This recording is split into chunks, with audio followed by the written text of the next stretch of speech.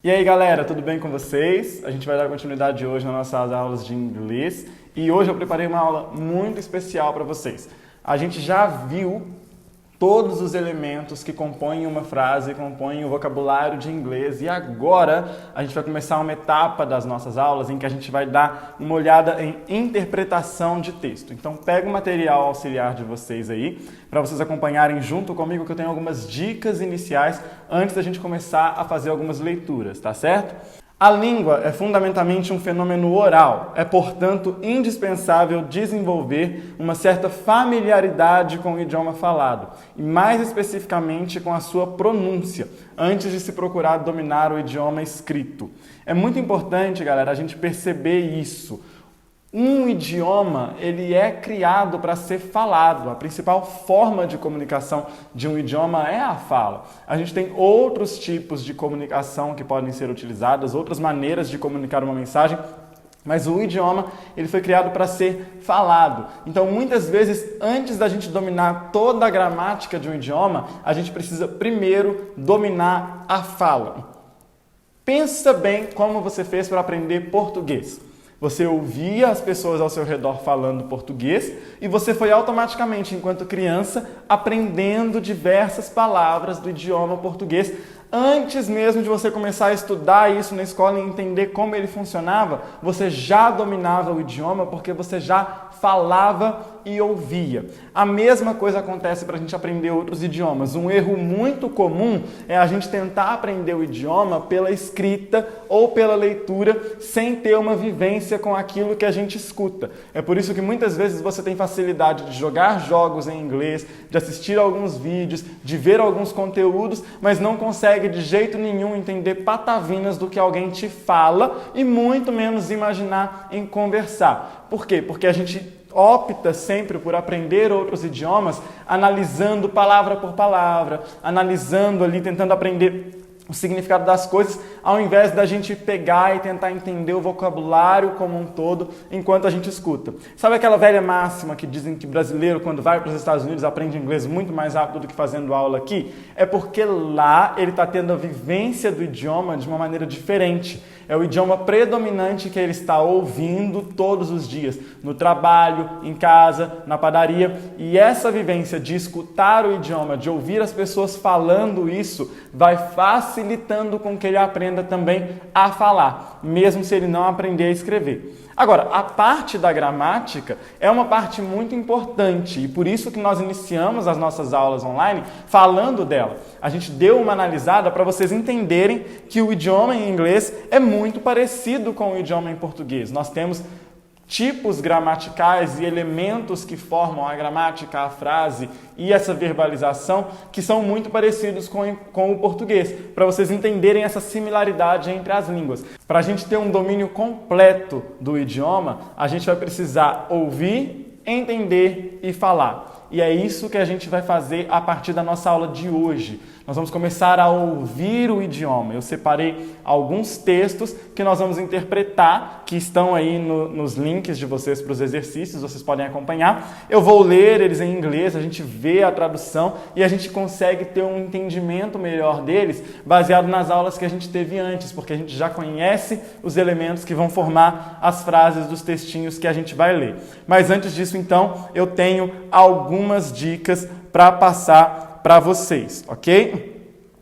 Primeira dica que eu tenho para vocês hoje é: procure identificar os elementos essenciais da frase, da oração, que são o sujeito e o verbo. Quando nós lemos uma frase, aquilo que vai dar para a gente um entendimento claro dela é quando a gente entende quem é o sujeito e quais são as ações a que esse sujeito está sendo submetido ou que esse sujeito está praticando. Quando a gente sabe de quem nós estamos falando e do que está acontecendo, a gente tem uma facilidade maior de entender a frase que está sendo dita. O mesmo se aplica ao inglês. Quando eu leio uma frase, identificar esses dois elementos, quem é o sujeito e quem é o verbo na frase, o que é o verbo nessa frase, vai facilitar o entendimento geral da frase, ok? Segunda dica para vocês aí hoje: não se atrapalhe lendo elemento por elemento de uma frase.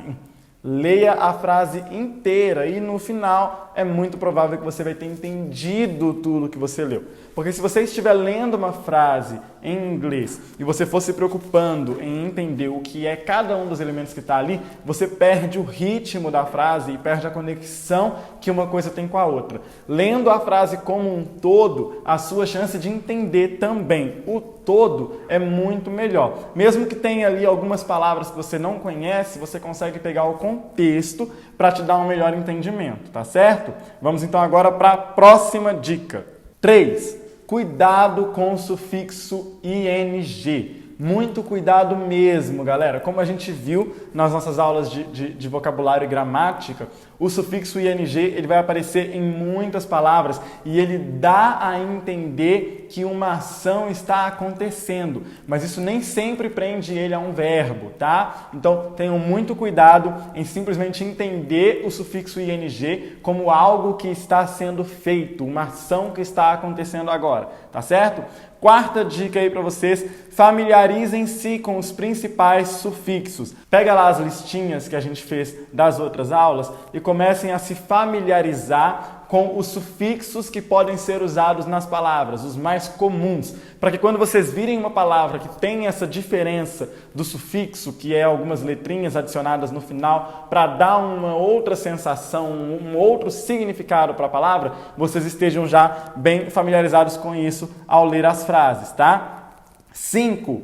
Não se deixe enganar pelos verbos que servem como preposições.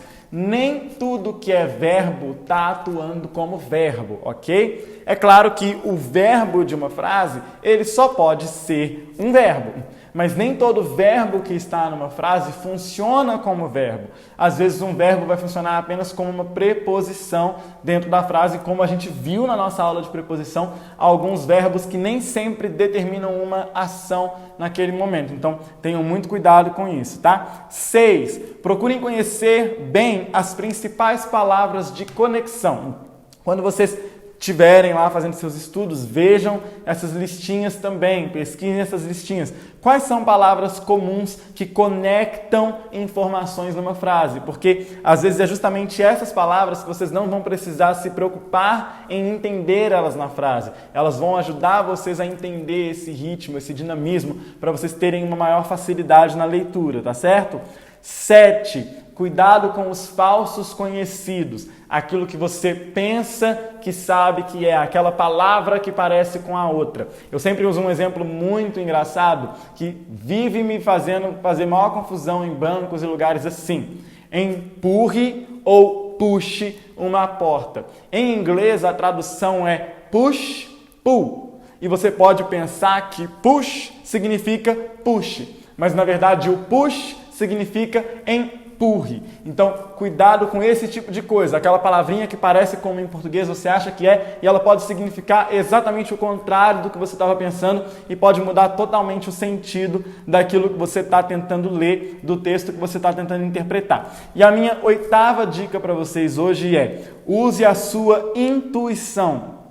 Não tenha medo de adivinhar o que uma palavra pode significar. Não tenha medo de adivinhar os significados e não dependa tanto do Google Tradutor. Na verdade, para essas próximas aulas, eu confio em vocês que vocês nem vão usar o Google Tradutor. Vocês vão realmente tentar entender isso de uma outra forma. Por quê? Porque às vezes você vai usar um tradutor, vai usar um dicionário e você vai ficar preso naquilo ali e não vai desenvolver a sua própria intuição de entendimento. Uma boa parte daquilo que a gente escuta em inglês, nem sempre a gente tem uma clareza total de elemento por elemento o que quer dizer. Mas quando eu estou ouvindo alguém conversando fluidamente, eu consigo entender o que a conversa está dizendo, o que a conversa é sobre. Às vezes sem preocupar tanto com etimologia, com significado de elemento por elemento. Então não se prendam tanto a essas coisas, tá? Tenham sempre esse uso da intuição, tenham sempre essa coragem de adivinhar significados, tá certo? Então vamos lá? No material de vocês eu deixei aí um textinho, tá? Com já a tradução, para facilitar para vocês nesse primeiro momento, e o exercício. O exercício é para vocês identificarem elementos textuais no texto. Aqueles elementos que a gente já viu nas outras aulas em algumas frases, agora vocês vão ter que procurar esses elementos no texto e demarcar aí pra gente no exercício, tá? E junto disso está anexado o áudio dos textos. Então, olha só a minha dica. Escutem o texto, escutem o áudio do texto, leiam o texto escutando o áudio e aí podem escutar o áudio já lendo a tradução, tá bom? São textos muito didáticos que a gente escolheu para vocês, de uma forma que vai ficar muito simples para vocês estarem estudando e acompanhando, tá certo? Façam os 2 exercícios dos 2 textinhos de hoje e a gente se vê de novo na semana que vem com mais uma aula de interpretação de texto em inglês, tá certo? Beijão para vocês, até mais!